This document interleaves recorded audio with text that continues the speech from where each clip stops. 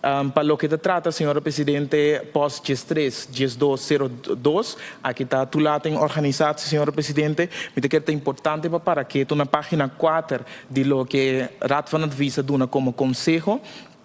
Me te queda mi colega, señora Maria Anita, una persona que seguro gusta, sale seguro na defensa de persona que está indocumentada, señor presidente, me te para que tu Raad van Advies para que tu den de dos líneas de página aqui, o pi enfático riba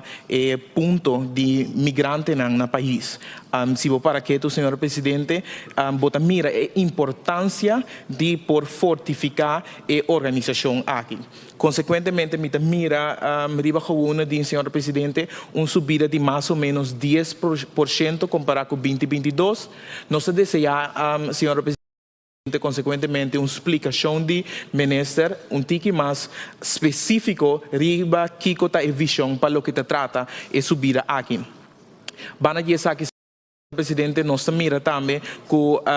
para o que te trata e opbrengsten na inkomsten para o que te trata pós aqui, nós mira que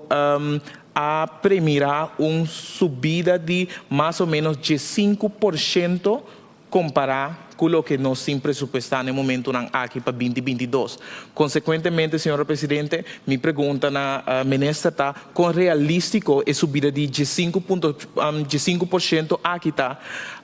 para lograr mirando seguro que a importância naturalmente que o Raad van Advies para que tu não quanto entrada nós está perdendo no momento aqui para motivo de imigrante então netamente bota para que te ora e que botinco reforçar